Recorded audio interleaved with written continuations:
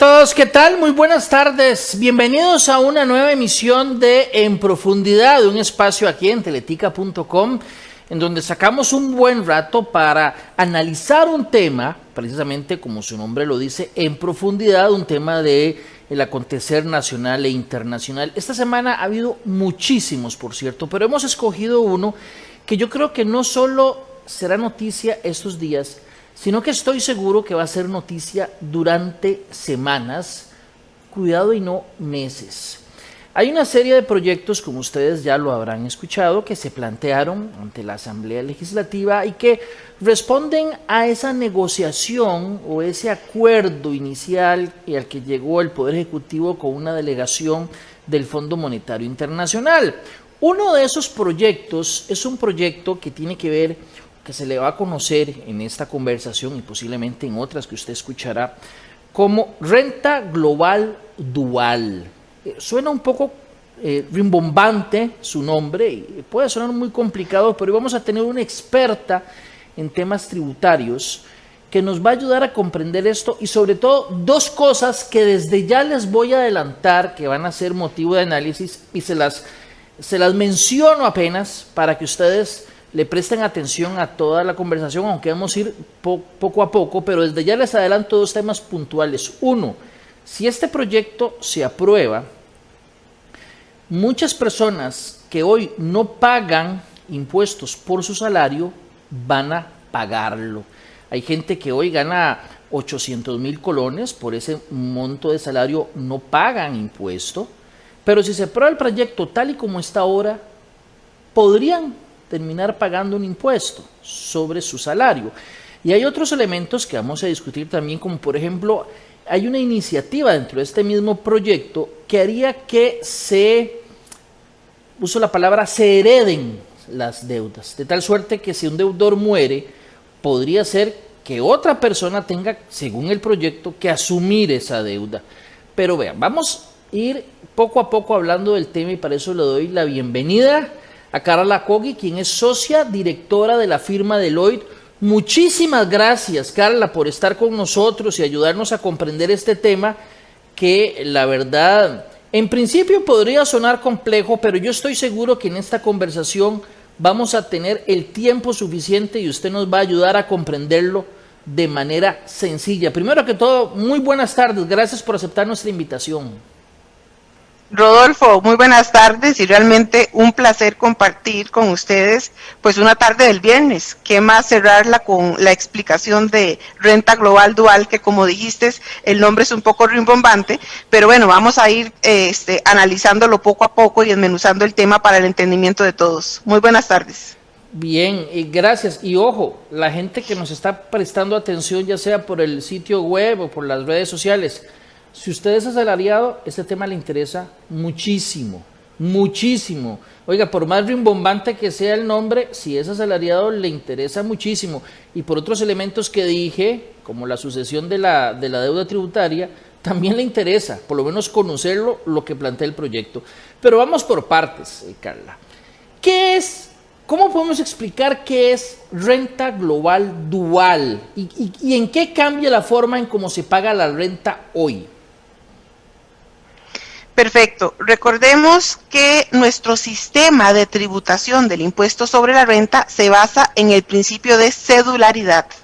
¿Qué es el principio de cedularidad? Esto lo hemos venido aplicando de toda la vida y tal vez como lo hacemos en automático, pues no nos damos cuenta de en qué consiste. Cedularidad significa que a diferentes fuentes de ingresos que tenga una persona, hay diferentes formas de pagar el impuesto.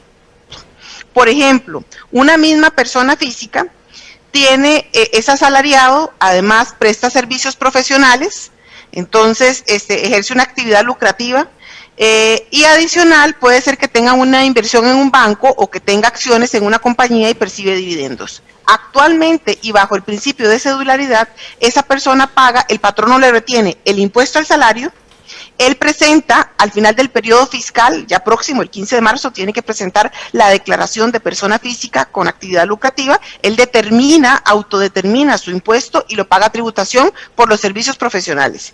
Y adicional, los intereses que se gana por la inversión, el banco le retiene el 15%. Diferentes manifestaciones de riqueza, diferentes formas de pagar el impuesto. Eso es lo que tenemos hoy. Si migramos a un sistema de renta global, y ahorita vamos a explicar también qué significa dual, ¿verdad? Que eso también ha generado ahí pregunta. Renta global es el antónimo de renta cedular, o sea, es el opuesto. Renta global unifica las manifestaciones de riqueza del contribuyente, eso quiere decir que integra en una sola base todos los ingresos del contribuyente. Entonces, en el mismo ejemplo, yo persona física tengo estas tres manifestaciones de riqueza: el salario, mi actividad lucrativa e intereses. Hoy los declaro de forma separada.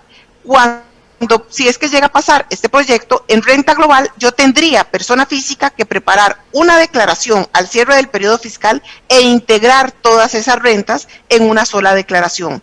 Tengo que sumar lo que provenga del salario, lo que provenga de mi actividad lucrativa y los intereses. Y ahí es donde viene el concepto de dualidad. Nosotros no estaríamos migrando a un sistema de renta global, digamos que puro, sino que estamos migrando a un sistema de renta global dual.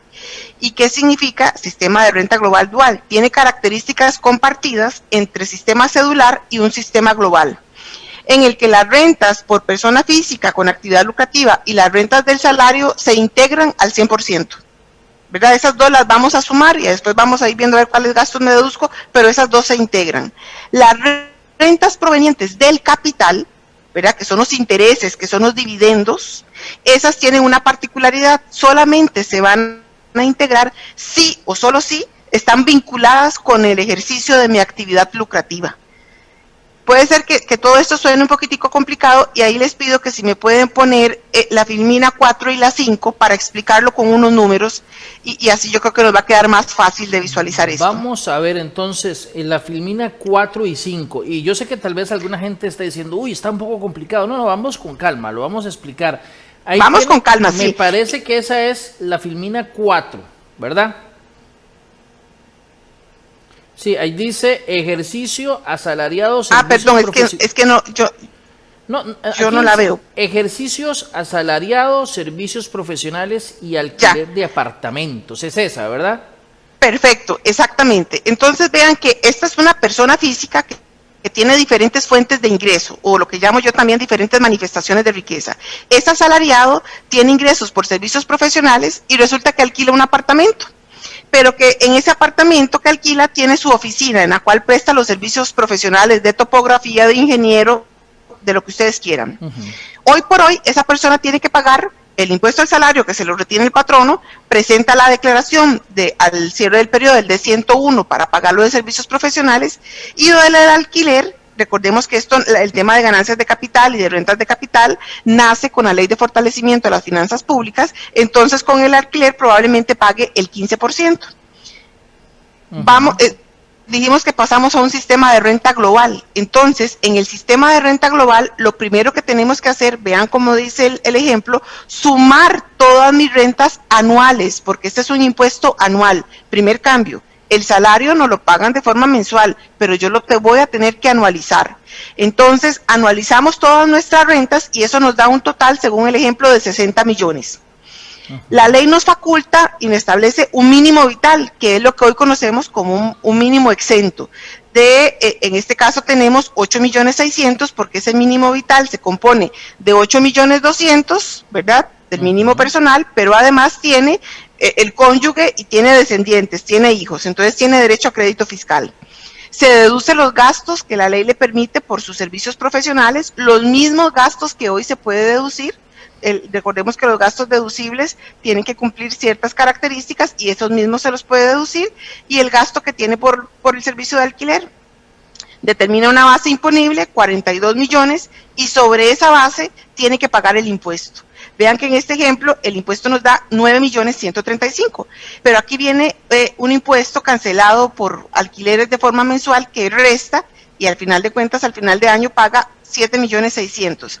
¿Qué es este impuesto cancelado de forma anticipada? Si nos pasamos a la otra filmina, recordemos que ganancias de capital, lo que es el ingreso por alquiler, el ingreso por alquiler yo lo voy pagando de forma mensual. Entonces, este es el ingreso de rentas de capital del 15%, de esta forma lo determinamos, pero este impuesto que se paga de forma mensual, yo lo tengo que aplicar en mi declaración de renta global como un pago a cuenta, o sea, disminuye el impuesto que yo determino. Al sumar todos esos ingresos, eso es lo que llamamos renta global dual. Es la sumatoria, reitero, de todos los ingresos, es la integración de todas mis fuentes de ingresos en una sola declaración.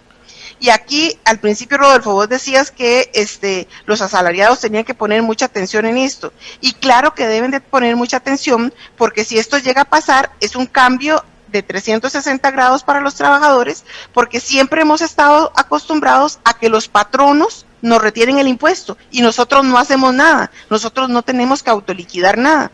Pues resulta que con este esquema sí vamos a tener que preparar una declaración y a eso no estamos acostumbrados los trabajadores. Entonces, sí viene un cambio fundamental porque la norma hay que entenderla, porque el impuesto se autoliquida y es responsabilidad del contribuyente preparar esa declaración. Muy bien, voy a decirlo en mi español bien resumido, a ver si le entendí bien, Carla. Si alguien Perfecto. tiene el salario, tiene ingresos por el salario X cantidad y por otra actividad, otra cantidad y todo, se suma todo, ¿verdad? Se le quita el mínimo exento, el mínimo vital, o sea, la cantidad por la cual no pagaría impuesto, a partir de esa cantidad para abajo no pagaría impuesto. Se deduce otra cosa que tenga que deducirse, la cantidad de hijos, en fin. Y lo que queda sobre esa cantidad que queda es la base imponible y ahí es donde se empieza a cobrar el impuesto también por tractos. Me imagino que como ocurre ahora, de una cantidad a otra, un porcentaje, de otro a otro porcentaje, me imagino. Exactamente, el piso está en 5 millones según la propuesta y por encima de 29, y el tracto comienza, 5 millones, de un colón a 5 millones se pagaría el 10%. Y va aumentando de forma escalonada hasta llegar a un 27,5%. Entonces, dependiendo de la renta que se tenga, pues se paga la tarifa. Si la renta que yo generé fueron 4 millones, pues pagaré el 10% sobre esos 4 millones. Si caigo en el siguiente tracto de 15, de 20 o de 25, pues lo voy determinando y voy sumando el impuesto de los diferentes tractos, siendo el tope máximo o la tarifa máxima un 27,5, que aquí valga hacer la aclaración. Hoy la persona física paga un impuesto máximo del 25% y la persona jurídica, o sea, las empresas, un 30% como tarifa máxima. Esta propuesta de proyecto de ley nos lleva a que la persona física con actividad lucrativa pasa de un 25 máximo a un 27,5 y las empresas pasan de un 30, más bien disminuyen de un 30 a un 27,5. Y ahí es donde nosotros decimos que este proyecto de renta global dual está enfocado más a la persona física que a la persona jurídica, porque los principales cambios vienen en la determinación del impuesto de las personas físicas. Aquí alguien me escribe, Carla, y tal vez es importante retomarlo porque tal vez hubo una confusión al inicio o digamos, no lo explicamos tan bien como él esperaba. ¿Cuál es la diferencia, retomémoslo, entre salario y rentas de capital? Ok, muy importante y muy válido.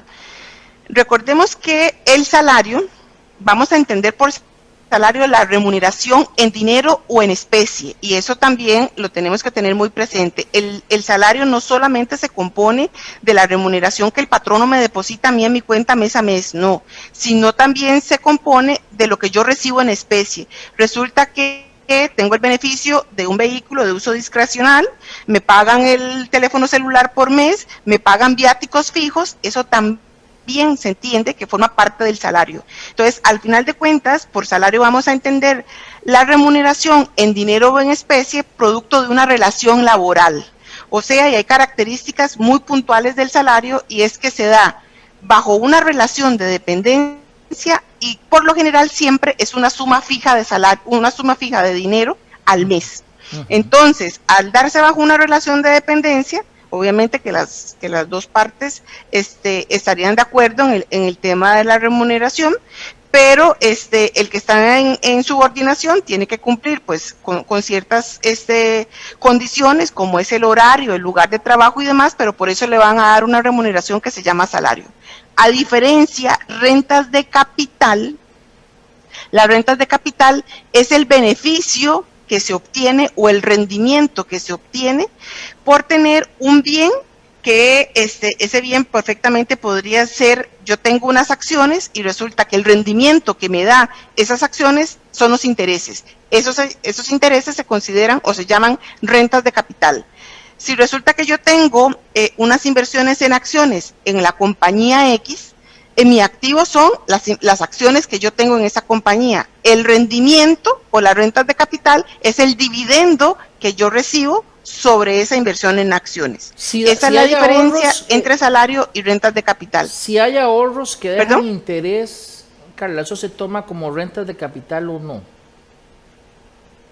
Sí, los intereses, todos los intereses son rentas de capital, porque el interés obedece al beneficio que te da un activo, en este caso, y eso es rentas de capital. Lo que tenemos que tener claro es si todas esas rentas de capital están exentas o están gravadas, porque el tratamiento tributario de las rentas de capital, al igual que muchas cosas, no en todos los casos estarían gravados o estarían exentos, y ahí hay ciertas consideraciones a tomar en cuenta. Por ejemplo, los intereses productos de cuentas de ahorros y de cuentas corrientes son rentas de capital, pero están exentos en el tema de renta global. Esos no se incluyen en ese, por decirlo de alguna manera, en ese combo que usted explicó al inicio. Esos no. Exactamente. Esas no se integran en la totalidad de mis rentas grabadas. Sobre esas no tendría yo que aplicar el tema de concepto de renta global. Y recordemos que con la Ley de Fortalecimiento a las Finanzas Públicas, ¿verdad?, el capítulo que hoy tenemos actualmente, que es el capítulo 11, las rentas de capital provenientes de los intereses y los cuentas corrientes están exentas del 15%, que es el impuesto correspondiente a rentas de capital. Listo. Carla, recuerde que usted nos envió unos gráficos que en cualquier momento usted los puede pedir para ayudarse, así como lo hizo con los primeros. Hay algo que, perfecto, que bueno, ya usted lo empezó a explicar, me gustaría tal vez un poco profundizar en eso. Entonces, digamos, las rentas de los ahorros no están incluidas. ¿Qué otra cosa no estaría incluida que no hayamos mencionado? Que no estaría incluida en ese monto que sería lo que pagaría por renta global dual, además de los intereses de los ahorros.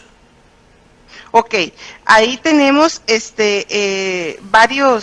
varios conceptos. Tal vez vamos a explicar o vamos a ahondar en los que podrían tal vez ser un poquitito más de uso común. Claro.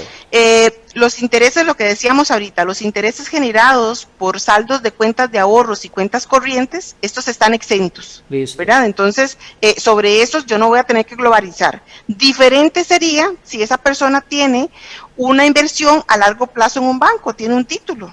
Entonces, eso no se considera ni cuenta de ahorro ni cuenta corriente. Sobre esa inversión le van a retener, y hoy ya le retienen el 15% de ganancias de capital, ¿verdad? O de rentas de capital.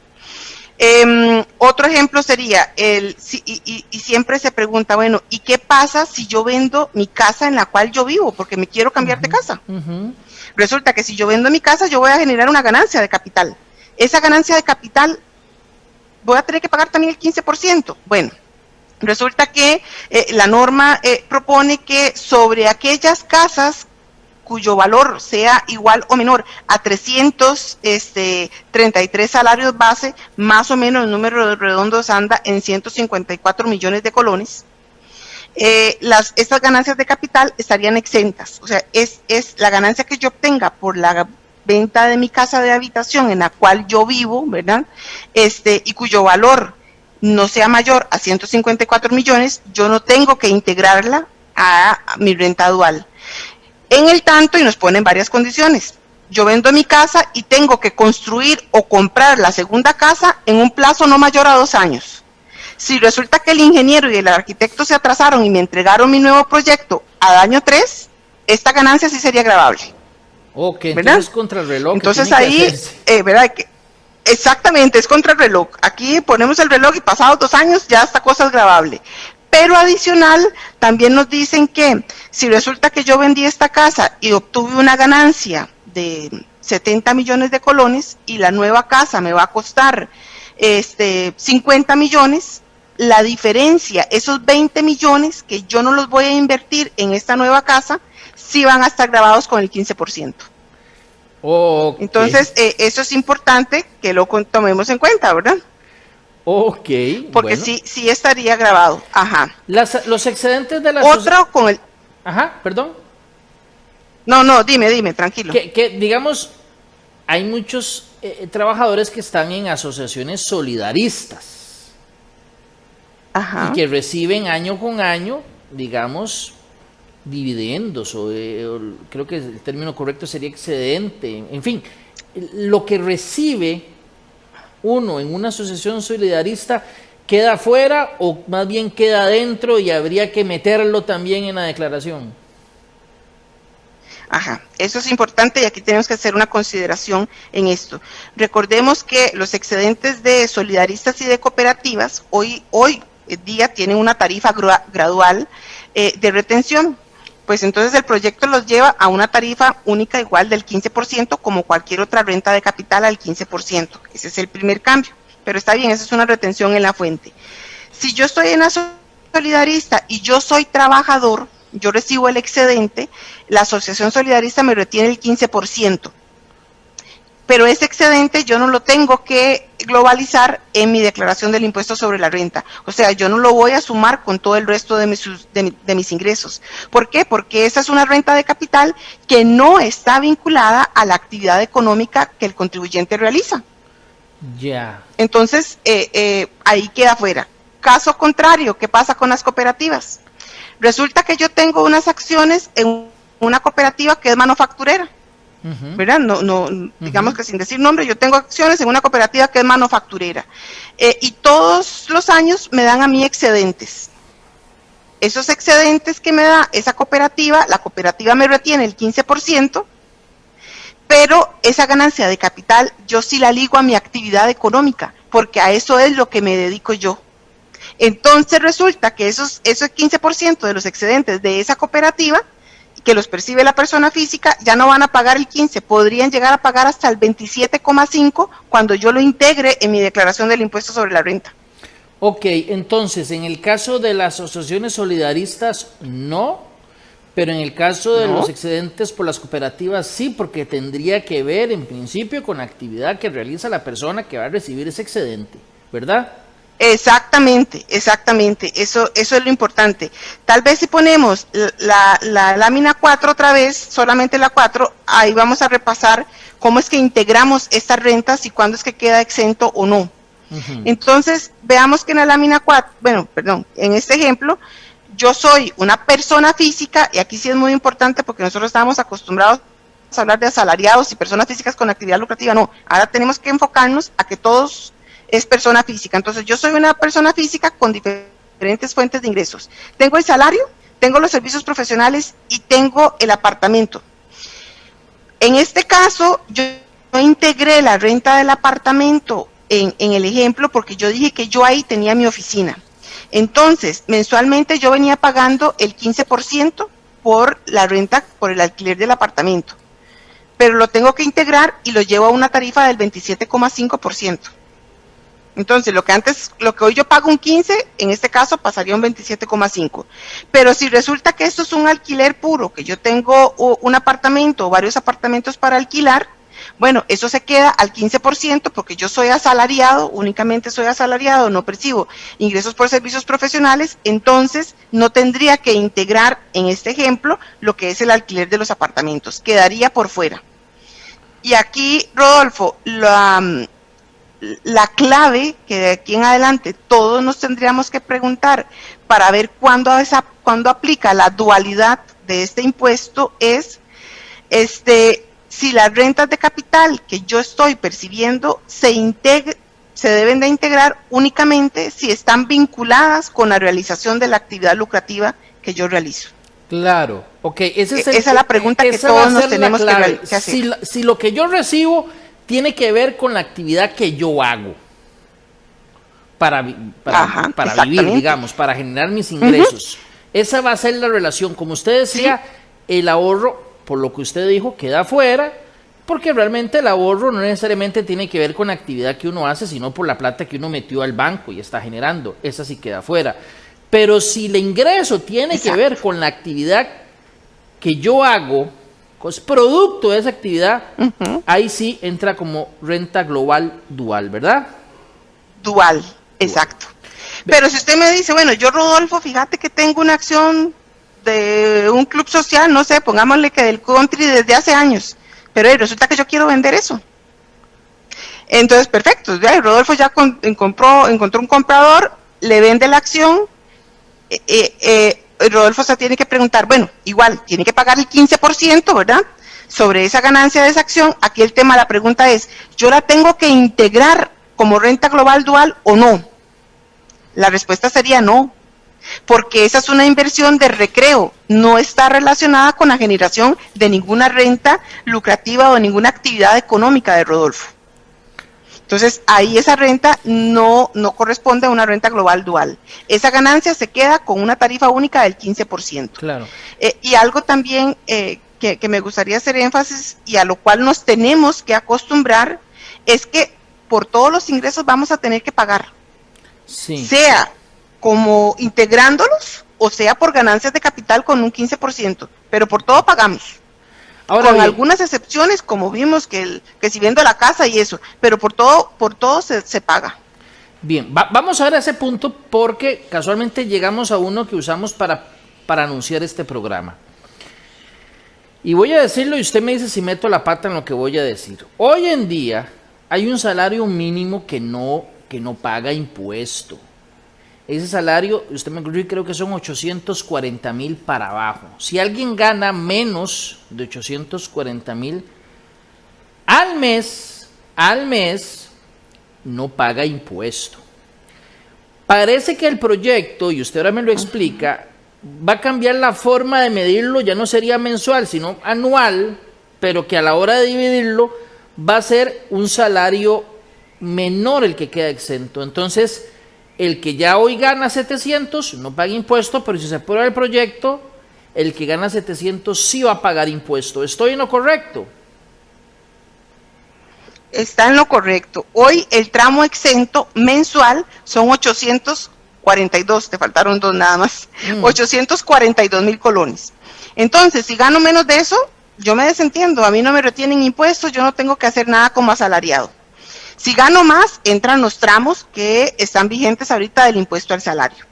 Con renta global nos dan un tramo, un mínimo exento, pero un mínimo personal, porque aquí los términos también cambian, el mínimo personal que es anual de 8,200,000.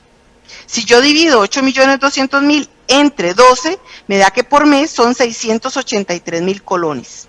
¿Qué quiere decir esto? Que los salarios que están entre 842 y 683 van a pagar impuestos si pasa el proyecto, que hoy no están pagando impuestos. Entonces, este sería el ejemplo de un salario de 800,000 colones, que espérate para ver si encontramos la tablita. Que básicamente el exento salario va a ser nuevo y va a ser para abajo, para los asalariados. Exactamente. Entonces, si yo tengo el salario de 800,000 colones, hoy no pago un 5 de impuesto y el patrono no me lo retiene porque está por debajo del mínimo exento. Si pasa la reforma, pues sí se va a tener que pagar un impuesto. Y aquí espérate para ver si lo encontramos, ya me perdí entre las tablitas. Un impuesto sobre el excedente, me imagino. Obviamente no se toma en cuenta los 600 y resto 1,000, sino que a partir del mínimo para arriba, la diferencia, eso es lo que pagaría el impuesto, seguramente. Exactamente, eso es lo que pagaría de impuestos. No va a ser mucho el incremental, pero al final de cuentas sí hay un impuesto por pagar por parte del contribuyente, que hoy ya encontré aquí el ejemplo, son 140,000 colones anuales que pagaría si se llega a pasar el proyecto de reforma de renta global, ¿verdad? Que más o menos por mes, esto significa un impuesto de 11,000 colones. 11,000 colones que hoy no paga. Ok, por supuesto que entre más va a ser el salario, obviamente va a incrementar, pero digamos, el punto importante aquí es que el mínimo que queda exento hoy, o sea, el mínimo, el monto por el cual el salario no paga impuesto hoy, si se aprueba el proyecto, al final va a ser menor, o sea, pagarían los que ganan un poco más de 600, me dijo, 83. Ok, los que ganarían más de 683 ya pagarían un porcentaje de impuesto sobre esa diferencia, ¿verdad? Aquí tengo algunas preguntas, voy a aprovechar. Exactamente. Voy a aprovechar algunas, ve esta de Henry Román. A ver, dice, entendería entonces que por un préstamo tendría que integrarlo en la declaración por ser un ingreso a pesar de no ser mi actividad. Me imagino que alguien presta plata, por ese ingreso se declara en la renta global dual. Sí, claro, exactamente. ¿Qué es lo que él va a sumar dentro de su renta global dual? No es el total del préstamo, son los intereses, ¿verdad? Porque al final de cuentas nosotros el impuesto lo determinamos de la diferencia entre los ingresos y los gastos. Entonces, si esa es su actividad principal o recurrente, el prestar dinero y recibir un ingreso por intereses, sí lo va a tener que globalizar. ¿Qué puedo deducir de los impuestos si esto se aprueba? ¿Lo mismo que se deduce ahora, se deduce o hay otros elementos o como qué ejemplos podríamos poner? Ok, nacen otros rubros a deducir y aquí, Rodolfo, yo me imagino una declaración, porque claramente no tenemos ningún formato de declaración, pero yo me imagino una declaración súper amplia. ¿Por qué? Porque hay varios apartados. La declaración de la persona física, como mínimo, va a tener 3 apartados. El primer gran apartado van a ser las rentas del trabajo. Y yo ahí tengo que determinar una renta neta del trabajo. Entonces, ¿qué es lo que yo tengo que sumar y restar de esas rentas del trabajo? Ahí yo tendría que incluir el salario, ¿verdad? El salario que a mí me pagan de forma mensual, anualizarlo. Pero también, si a mí me pagan lo que les dije ahora, el teléfono celular, no sé, que me den 5,000 colones por mes, lo tengo que sumar como parte de las rentas del trabajo. Si resulta que la empresa me da a mí el beneficio de un leasing, entonces me paga el carro para uso discrecional, eso forma parte del salario y lo tengo que sumar. Ahí yo determino un total de renta bruta de las rentas del trabajo. Y me permiten deducirme en esta primera sección la cuota del colegio profesional. Si yo soy contadora, pues pago lo que deduzco lo que el colegio de contadores me cobra. Si soy periodista, si estoy en el de ciencias económicas, en el colegio que sea, eso yo lo puedo deducir. Y ahí yo determino una primer parte, que son la renta neta del trabajo. La otra parte, si además del trabajo soy o tengo una actividad lucrativa recurrente por aparte, pues entonces yo tengo que determinar otra base. Y aquí pongamos tal vez como ejemplo qué se entiende por actividad lucrativa. Bueno, yo tengo servicios profesionales, como vimos ahora en el ejemplo. Yo presto servicios profesionales. Resulta que soy topógrafo, soy ingeniero o soy contador y hago trabajos adicionales a mi salario. Eso yo tengo que pagar un impuesto que hoy lo pago y aquí lo vamos a globalizar. Entonces, vamos a determinar la renta bruta y sería la totalidad de todas esas rentas adicionales que yo recibo fuera del trabajo. A ese ingreso yo le puedo restar todos los gastos deducibles. ¿Cuáles son los gastos deducibles? Aquellos que yo necesito para ejercer o para realizar mi actividad. Si yo tengo que pagar agua, luz, teléfono, combustible, alquiler de oficina, pagar una secretaria, todos esos gastos que están en una contabilidad, que tienen que estar respaldados con comprobantes electrónicos, que ya hoy lo tenemos que tener, pues yo me los deduzco. Y ahí determino la renta neta de la actividad lucrativa. Entonces vemos que ya tenemos 2 rentas, ¿verdad? La del trabajo y la de la actividad lucrativa. Nos falta una sección, que son las rentas de capital. Entonces, en las rentas de capital, todo va a depender de si la renta que yo recibo afecta o no a la actividad económica o vinculada a la actividad económica que yo realizo. Entonces, de eso dependerá si lo sumo o no. Vamos al ejemplo. Tengo unas acciones en una cooperativa que es manufacturera y me da excedentes. Entonces resulta que ya dijimos que, y además mi actividad lucrativa va relacionada a este tipo de negocio que tiene la cooperativa. Entonces, esos excedentes que me da la cooperativa, yo los tengo que sumar como rentas de capital, que lo tengo que globalizar. Todo esto lo sumo, Rodolfo, y me va a dar una renta neta del total de las actividades lucrativas. Perdón, una base imponible del total de mis actividades. Y adicional, para poder determinar el impuesto, la norma sí me establece que me da ciertos gastos que hoy no tengo. Entonces, por ejemplo, por el cónyuge yo tengo derecho a rebajar uno de los dos hasta un tope de 250,000 colones al año. Por los hijos, 150,000 colones. En el tanto, pues sean menores de edad o tengan 25 años, hasta 25 años y estén estudiando. Si yo le doy un subsidio a mis padres, me van a dejar máximo por dos personas, pues disminuir 150,000 colones por cada una al año. Son deducciones simbólicas, ¿verdad? Porque con 150,000 colones ningún papá pues va a vivir con eso al año, pero esto es simbólico. Materiales escolares, 100,000 colones.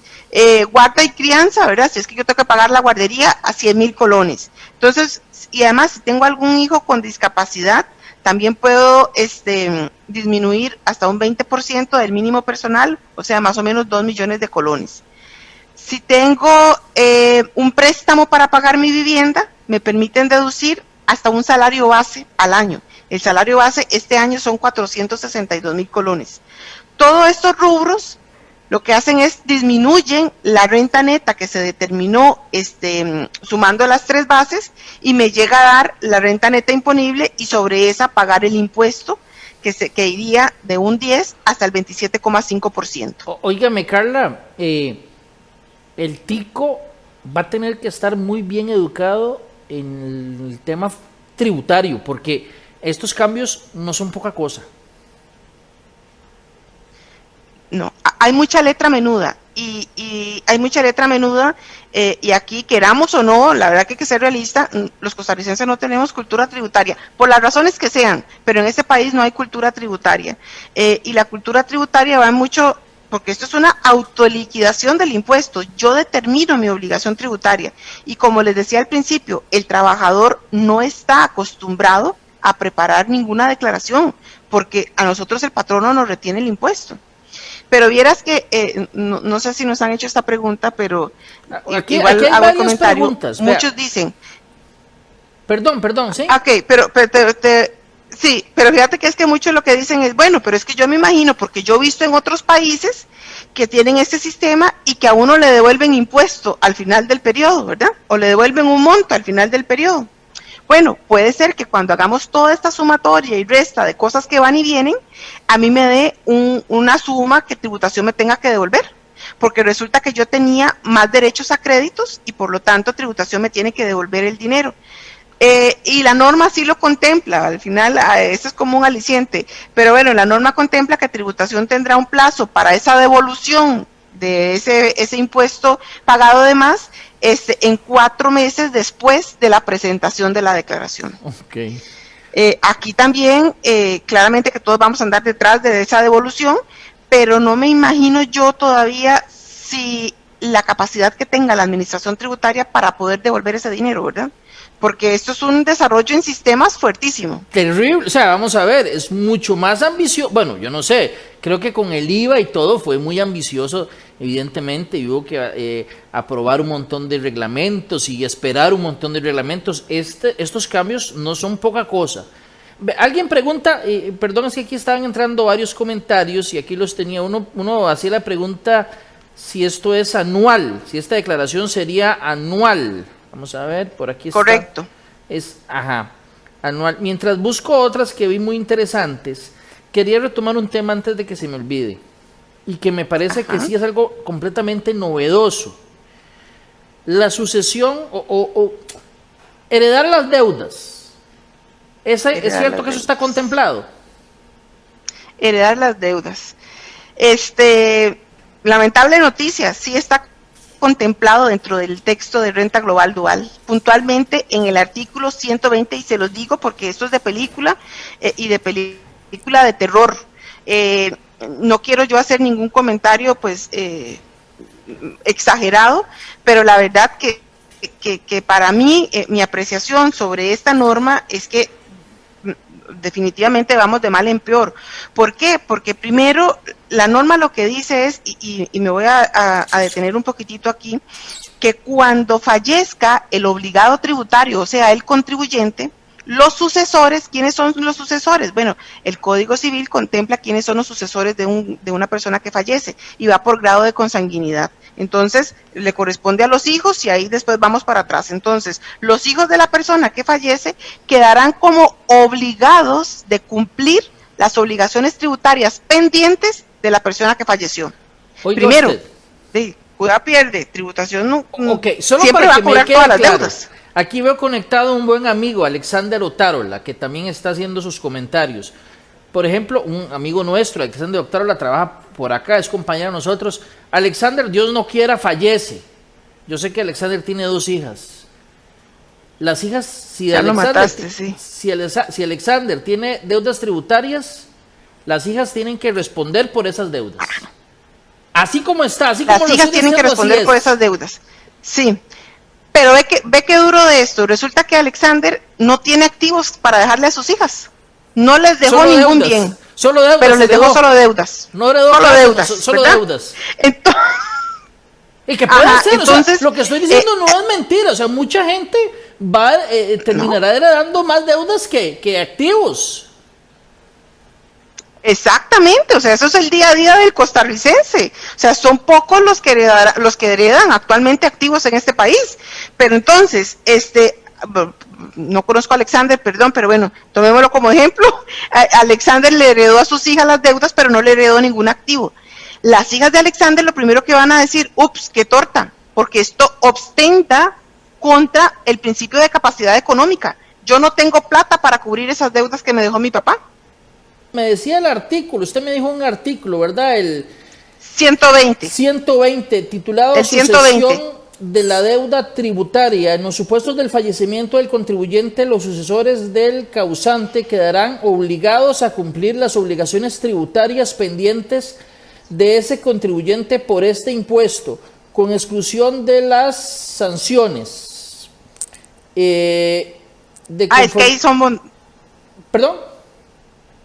Ahí te iba a decir con el tema de las sanciones, digamos que ese es la bondad que tuvo la administración tributaria con el contribuyente en este proyecto, porque las sanciones a lo largo del tiempo pueden hasta triplicar el principal. Entonces, lo que me dice es, yo le voy a cobrar, al heredero yo le cobro el principal, las sanciones se las dejo por fuera. Listo. Dice, de conformidad con el Código de Normas y Procedimientos Tributarios. El artículo es el 120, por si alguien tiene duda. Aquí está, sucesión de la deuda tributaria. Vamos, caramba, es la primera vez, y lo confieso, que desde que se presentó este proyecto se hace mención al mismo.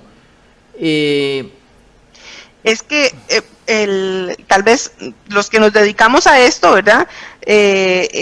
Pues responsablemente, y más si salimos a explicar un poquitito qué es lo que trae el proyecto, pues hay que leérselo con cierto detenimiento, ¿verdad? Solamente si uno lo lee con mucho detenimiento, pues salen este tipo de cosas a la luz. Y bueno, definitivamente, como decía al principio, esta norma es nefasta para el costarricense. Listo, aquí hay muchas dudas más. Evidentemente ya nos está ganando el tiempo porque hemos hablado ya más de media hora de este tema, Carla, y todavía quedan muchos bemoles por aclarar. Hay una duda que no la encuentro por acá, pero la leí en su momento, sobre si las fuentes de escena de retención cuando es solo trabajador asalariado. Digamos, si uno solo es trabajador asalariado, no tiene ningún otro ingreso, la retención la sigue haciendo el patrono como lo hace, como ocurre hoy. Ok, Ok, eso lo suponemos que va a pasar así, no está en el proyecto de ley ahorita, porque es más, si hay una norma donde se dice que eso se va a reglamentar, entonces tendríamos que esperar a que vía reglamento eso se llegue a definir. Yo creo, en lo personal, sí creería que los patronos van a seguir reteniendo el impuesto al salario una parte, porque esto es flujo de caja para tributación. O sea, tributación no se va a esperar a que yo le liquide mi impuesto hasta el final del año. Claro, no. Necesitan plata durante todos los meses, ¿verdad? Entonces, por eso sí creo que el patrono va a, y además también es una forma de controlar para efectos de tributación, ahí haría cruce de información, los patronos van a seguir reteniendo, pero reitero, no está definido ahorita en el texto que tenemos ahorita en consulta. Igual uno se preguntaría cuando la retención se hace desde la fuente en los bancos, por ejemplo, posiblemente, Exactamente, esa es otra, que eso todavía tampoco lo tenemos definido, o es que el texto es muy rico, porque tampoco hemos hablado de los tintes de renta mundial que trae este proyecto para la persona física. Menciónelo muy rápidamente, tenemos un chancecito todavía. Ok. Para que la gente termine un poco más bombardeada de la situación. No, Rodolfo, viernes a las 5 de la tarde y nosotros con estos temas, ¿verdad? Sí. Pero bueno, tenemos que también aprender un poquitito e instruirnos porque de una u otra forma nos va a afectar si es que llega a pasar. Yo soy persona física y resulta que tengo un capital invertido en el exterior, puede ser en inversiones o puede ser que tengo acciones o un apartamento, y cuando yo traiga ese capital a Costa Rica, me lo van a grabar. Me lo grabarían a la entrada de ese capital alguna cuenta corriente, dice, en alguna cuenta corriente del Sistema Bancario Nacional o de cualquier otra forma, no sé, seguro si traigo la plata en un maletín. Como renta, me lo estarían grabando. Pues es como renta mundial eso, del ¿no? 15%. Es parecido eso a renta mundial. Eso es renta mundial. Y nosotros nos basamos en el principio de territorialidad. Y el principio de territorialidad lo que me dice es que únicamente están grabadas las rentas generadas dentro del territorio costarricense. Si yo tengo una inversión en el exterior y genera intereses en el exterior, eso no es Costa Rica, eso es extraterritorial. Y eso está no tendría yo por qué pagar impuestos. Está. En el proyecto está así planteado. Eso está en el proyecto. Exactamente, eso está en el proyecto. Y lo más nefasto de esto, resulta que cuando yo me traiga esa plata, yo tengo que pagar aquí el 15%. Pero si yo me traigo el capital y resulta que soy yo, Carla Cogui, que fui ahorrando de $100 a $100 todos los meses para poder tener una inversión en el exterior, pues si yo lo saqué de mi salario, yo pagué impuesto al salario en los años pasados, mientras yo pude hacer el ahorro. Lo saco del país y al traérmelo me van a cobrar otra vez 15% sobre esa renta. O sea, sobre el total, sobre el principal. Sobre el total. O sea, no solo sobre el impuesto, no solo sobre la ganancia, la utilidad, o llámelo como quiera, sino sobre el rendimiento, lo que está generando ese interés, esa ganancia. Así es, exacto. Y tributación, o la norma lo que establece, ¿verdad?, es que en el tanto yo contribuyente declare esos capitales o esos activos en un plazo que tributación va a dar, pues quedaría yo exenta de pagar ese impuesto sobre el capital, ¿verdad?, cuando yo lo traiga. El riesgo para el contribuyente de declarar eso al inicio, cuando tributación lo estipule, es que me determinen a mí un incremento injustificado de patrimonio. Porque probablemente, yo compré el apartamento o el sutanito compró el apartamento en X país con sus ahorros y ahorita no va a tener ningún respaldo documental de eso. Bueno, entonces, ¿cómo no voy a tener yo prueba en contrario de dónde saqué los fondos? Ahora bien, ahí hay de todo. Pero sí está grave. Yo me imagino que si se, digamos, pongo el ejemplo, no sé, otro país que cobre, digamos, también en otros lugares, si ya se recoge el dinero allá, en el país de donde viene, el país de origen, no se podría cobrar acá, porque se haría una doble imposición, me imagino. No se podría cobrar ese 15%. Exactamente, correcto. Porque en el Banco del Exterior, donde se tiene esa inversión, probablemente me realizaron una retención sobre ese interés. Pero lo que está plasmado ahorita es que cuando yo me traiga eso, me van a retener a mí el 15% en el momento en que el dinero ingrese a una cuenta costarricense. Bien. Aquí también lo grave de esta norma es que empujamos a la gente a que no inyecte capital en Costa Rica. Bien, Carla, vea, me pasó lo mismo que la última vez que hablamos. Faltó tiempo, la verdad es que faltó tiempo porque son muchos elementos. Sí. Y yo creo que es comprensible que no se pueda abarcar todo. Sin embargo, creo que es importante ir retomando esto por varias razones. Yo lo decía al inicio de la presentación de este programa. Este tema no es el tema de hoy, ni es el tema de esta semana. Posiblemente va a ser tema durante las próximas semanas, porque son proyectos que están en caliente, ¿verdad? No solo este proyecto, hay otros que están haciendo fila o que ya están siendo analizados en la Asamblea como empleo público, que tiene que ver con esto que se planteó también al Fondo Monetario Internacional, el tema de los impuestos a las casas de lujo, que podría ser otro tema a futuro, ¿verdad? Porque ya hay cuestionamientos, hay gente que dice de que tal vez el monto no se sabe si realmente debería ser considerada una casa de lujo en ese monto que se estaría estableciendo, o que no es proporcional, porque una casa de 3 millones de dólares terminaría pagando un porcentaje, digamos, no en el absoluto, pero sí en el porcentaje muy parecido al de 150 millones, que es más o menos por donde estaría. En fin, yo creo que hay mucho, Carla, y de verdad que yo, sin ánimo de comprometerla, me gustaría otro día sacar tiempito para ir despejando estas dudas, porque yo creo que es importante ir planteando. Además, como usted lo señaló, en el mismo documento hay muchas dudas que deben ser aclaradas posteriormente en el mismo documento, en la misma ley o en su reglamento, como dónde se hace la retención cuando es salario, si en el patrono o si lo debe declarar la persona. En todo caso, Carla, la verdad, muchísimas gracias por acompañarnos hoy en profundidad para hablar de este tema. Un placer, Rodolfo. La verdad que si yo no los aburro y no los canso, pues aquí estaré compartiendo con ustedes lo poquito que uno va aprendiendo del análisis de esta norma. Yo encantada de poder compartir con ustedes. Y bueno, pues estamos para servirles. Muy buenas tardes. Gracias. Muy buenas tardes para usted, Carla. Y muy buenas tardes a todos los que nos acompañaron aquí en profundidad. Este viernes a las 8 repetimos el programa, también va a quedar en el micrositio de teletica.com, en el programa en profundidad, y si Dios lo permite, tendremos una nueva cita la próxima semana. Hasta entonces.